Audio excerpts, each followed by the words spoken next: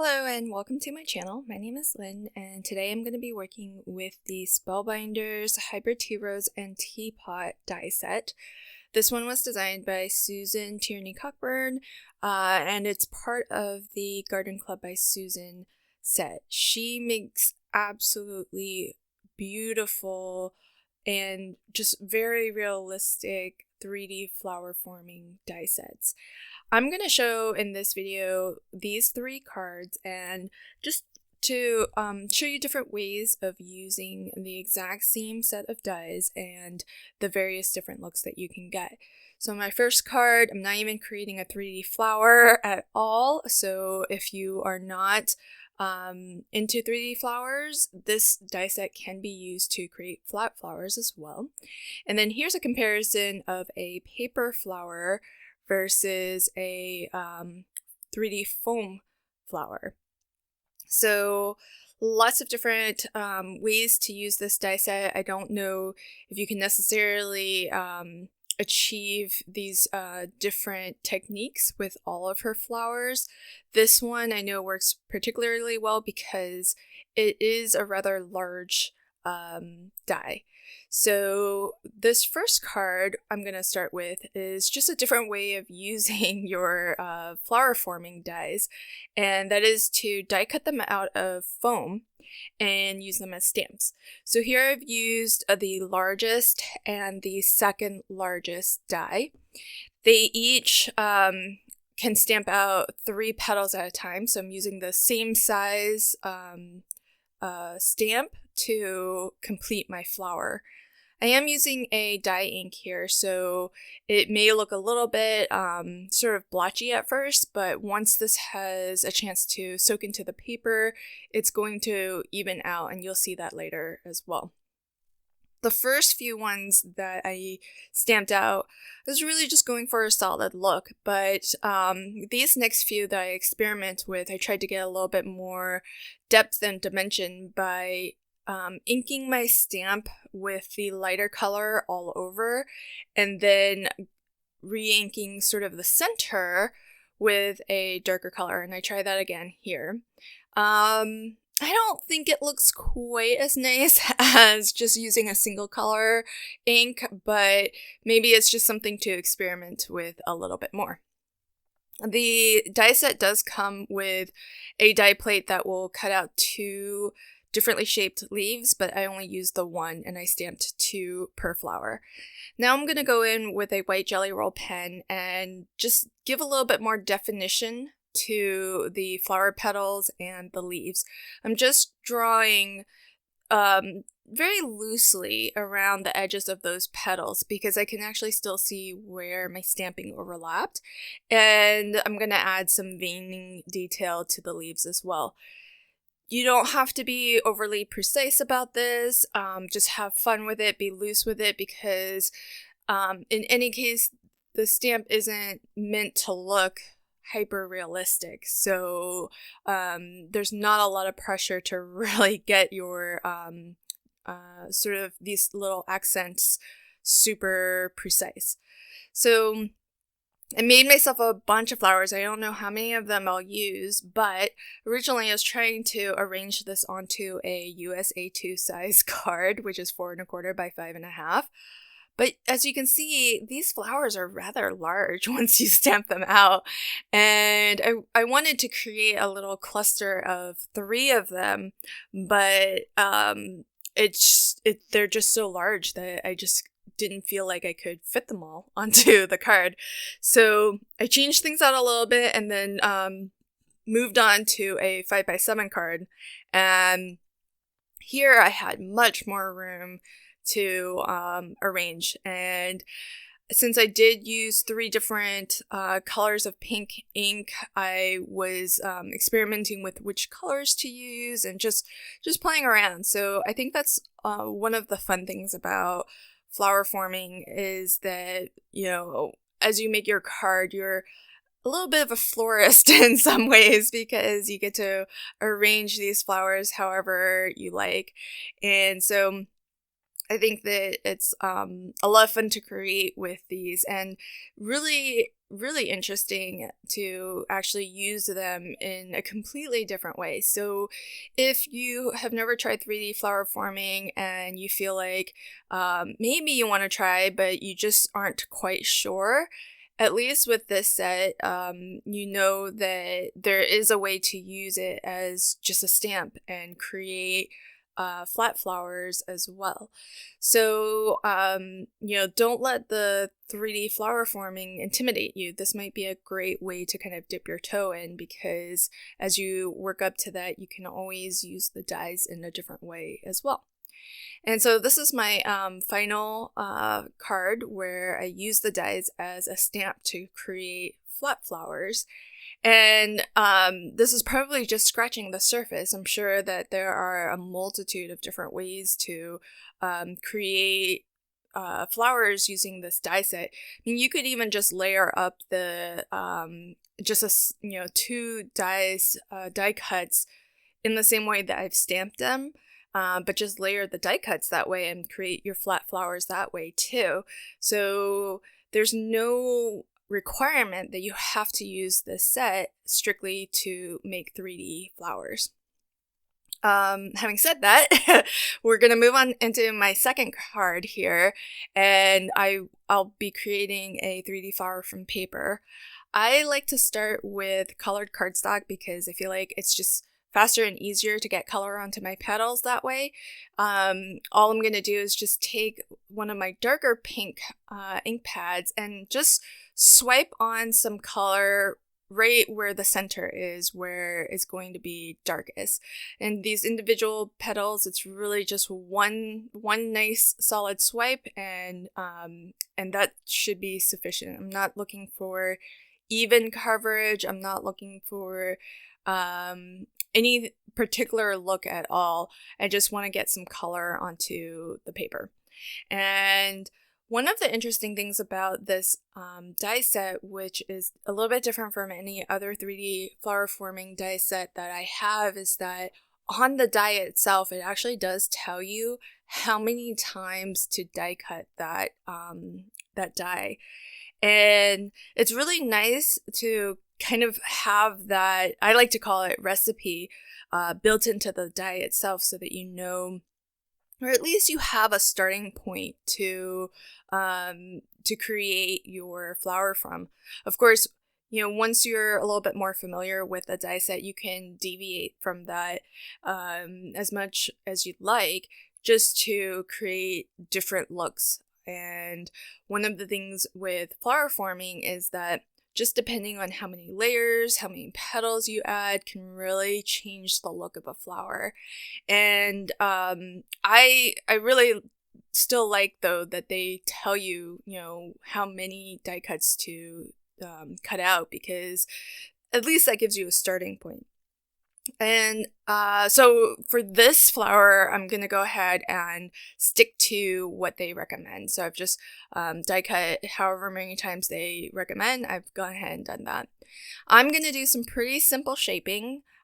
Susan does have a set of flower forming tools, but I don't own those. I just have a set of various size ball stylus, and so that's what I'll be using to do my shaping. I do have this black mat, which is the flower forming mat, and it's very dense foam, and I find that it's really worthwhile to invest in one of these if you like to do 3D flower forming, because things like a mouse pad or just fun foam, they just aren't the same. It's not as thick, it's not as dense, and I find to get really good results, having the right tools is really important. So what I started off by doing was, from the back, I did some simple cupping where I used my ball stylus and I just, using a circular motion, start to break down the paper fibers and start to curl that paper upwards. And then I flip it over to the front, and then I add a lot more shape and dimension. So from the front here, I'll show you again. From the front, I will just cup in the center to bring the petals inwards, and then I just draw a line from the outer edge of the flower directly into the center. Now, if I want the petals to curve down more, I'll just flip it back to the backside and I'll just push down right around the edges. And I am using my left hand to kind of pinch those petals downward to really just force them down and make it really look like those petals are curling backwards or downwards. So I'll show you that again. Here's the cupping just to break down the paper fibers, start to give it that initial shape, push around the edges from the backside to really curl those edges, give them a lot of texture. Flip it over to the front, cup in the center to bring those petals up, and then draw a line from the outer edge of each petal straight to the inside. And just, it's paper, so just mold it, pinch it, roll your ball stylus over it. Do whatever feels right to get it into the shape that you want. Initially, I do like to go with a larger ball stylus end to just start to break down that paper fiber, because once it's a little bit softer, then it's easier to kind of manipulate that. The smaller the ball, the more sort of severe or the more extreme the you'll get in terms of curvature or how much the paper actually folds up, because it's coming to a more narrow point. So if you want more crinkles, more curling, then use a smaller size ball stylus. If you want a more gentle, rounded shape, then use a larger size ball. So that's just something that you also want to take into your determination of what size ball stylus to use, the size of the petal itself. But relative to that, the smaller the ball tool, the more sort of crinkling, the more severe the cupping is, or how much it curves up or inwards. Once I start to assemble this, now that all of the petals have their shape, I'm gonna stagger my layers here. So every petal should fall between two petals below it. So you never want to have two petals stacked up right on top of each other. By staggering and offsetting it a little bit and working from the largest petals to the smallest petals, you're going to get a much more natural look that is more rounded as well. And so I think there were 3 of the largest, 3 of the second largest, and this piece here is my bud, which I'll place right in the center.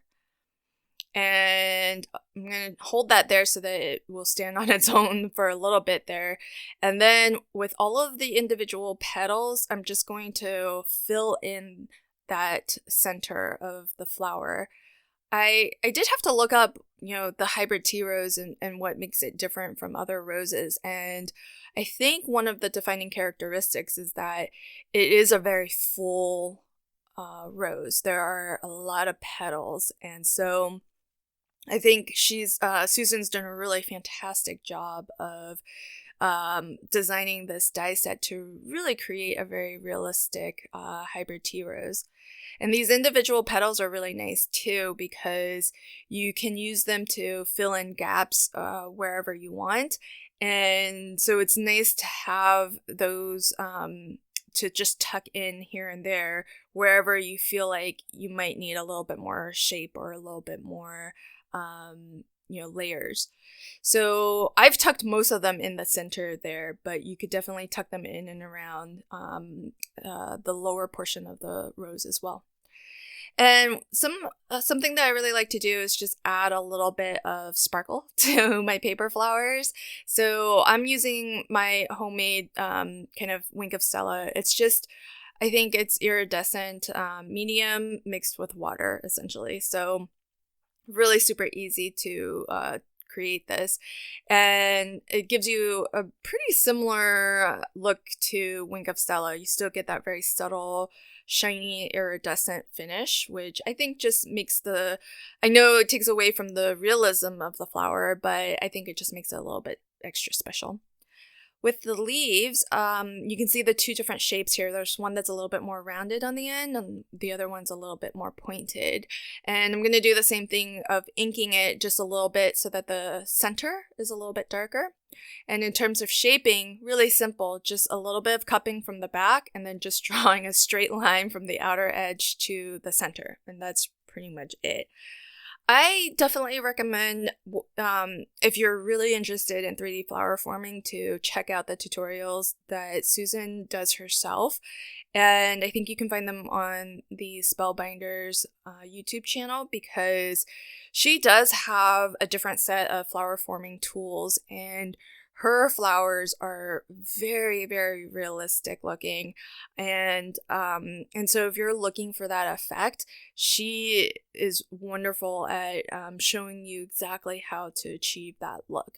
But I really like how my flower turned out, and at the end of the day, that's all that really matters, if you like how your flower turned out. So hopefully this just gives you another method or another look at how you can shape your flowers, even if you don't have the specific set of tools that Susan has, which I think you can get as Spellbinders.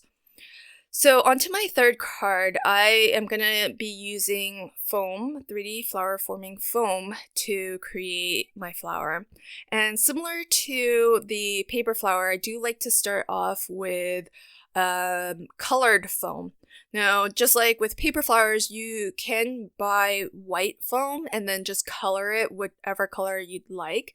And then, that gives you versatility. You don't have to buy a bunch of different colored foam. But just like with the paper flowers, I do like to start off with a colored foam, because that gives me a base of color to start with. And I find that it's just easier and quicker for me to just add that smidge of color right in the center. And I colored this with the exact same ink as I did on my first two cards, just so that you can really get a nice comparison of the same colored flower, but just created in different ways. So I'm using just a regular home iron, and this portion of the video is actually just real time. I haven't sped this up so that you can see this process in a little bit more detail if you've never seen it before. But with foam flowers, what I like to do is I take a petal from the backside where I do not have any ink. I touched that to the iron. That one got a little bit smoky, so that was on for a little too long. And in fact, I turned down my heat a little bit after that one, because usually I have my iron set to cotton, which is fairly warm. But you want to adjust that, because just really depends on your iron, the foam that you're using. If you feel like it's curling up too quickly for you to react, or if it's smoking at all, or anything that doesn't feel right, then definitely adjust your iron so that it's less hot if you need to. The purple things that I'm using, they are actually from Crafter's Companion. It's a flower forming distressing tool. The purple mat at the bottom has both of these pieces are made from silicone, and both of them have ridges running the length of the mat and across the sort of that little finger cut that I'm using. And because they both have ridges, when you roll your foam between the finger cut and the purple mat, you create all these crinkles and all this texture, and it just really individualizes every single petal. And that's one of the things I really like about using 3D flower foam to create my flowers, because just like in nature, every petal is going to be different and unique. And depending on how long you leave your petal to touching the iron, it will shrink a little bit or a lot. I mean, you don't want to leave it on so long that you're burning the foam, but that's where even the size of your petals will be different, let alone all of this texture that we're adding will also make it a little bit different as well. So it's just a very different look from paper, because even though with paper, through the shaping process, you're still creating some uniqueness, but overall the size and shape of your paper is going to be more or less the same. Whereas with foam, it can change rather dramatically. So once you're done with the distressing part, and I would definitely do it in this order where you're doing one by one. You're taking it to the iron, and then as it comes off, while it's still warm, distress it. I'll continue to shape this more, but that can happen after the foam has cooled. It's going to be harder to give it all this crinkly, distressed look when it's cold. So I would definitely recommend, it's a little bit laborious to do them one by one like that, but I think that's, for me anyways, gives me the best results. So now what I'm going to do is I'm going to take my ball stylus, and I'll zoom you in here so you can see towards the center of each petal. I'm going to just wrap and mold that petal right around the ball stylus. And you can choose whatever size ball stylus you feel fits that petal best, but you can see how malleable this foam is. It's going to stretch. Don't pull too hard because you can rip it, but there is a little bit of give there, and you can just sort of stretch that foam right around that ball stylus. And this opens up the petal a little bit so that later when we go to attach all of these together, they're a little bit more open than when they came off of the distressing mat. And as well, it's a little bit more realistic because usually towards the center, the petals are a little bit more, a little bit less crinkly. It's more towards the outer edges where the petals are a little bit more exposed to the elements, and a little bit older, perhaps, that they are more crinkly. And so this helps to give it a little bit more of a natural shape as you would see petals in nature. And you can already start to see like how different each of these petals are, because as you shape it, you're really altering the size and the look of it. And I just think it's a very unique, different look. And in terms of brands of foam to use, I think the thinner the foam, the better, because then you can really, for one thing, it looks a little bit closer to how a petal would look in nature, because flower petals are very thin, and also they just shape a lot better, and so you can really get that sort of crinkly, distressed look a lot better with a thinner foam. I'm using, I think, Sizzix, but Crafter's Companion has a good one. Tonic Studios has a good one. So there's lots of different brands out there. And I've actually deviated from the recipe that is prescribed on the die set. So I've actually used, I think, 4 of the largest and 4 of the second largest die. I'm not going to use any of the single petals because it feels like those are going to be a little bit too fiddly to put heat to and distress. And so I stuck to just the dies that cut 3 petals out. I did die cut a few of the buds, and here I'm working with it to see how I like it, and ultimately I end up not using the buds at all. So I abandoned that, although I may try it again just to see if I can get the buds to work, but they just weren't curling and rolling up the way that I was hoping. And so maybe it just takes more practice, more experimentation.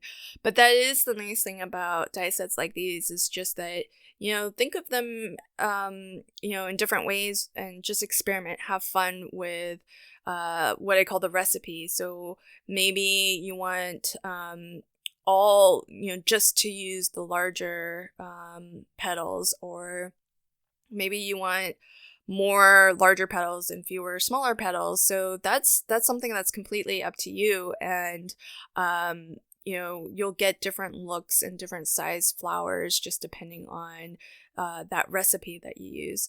But when I attach them, I'm attaching them in the same way, where I am staggering the petals. So every petal is resting between two petals below it. And so here I decided to make a bud out of one of those die cuts that has the 3 petals. So I'm just going to roll one petal up and wrap it a second petal around it.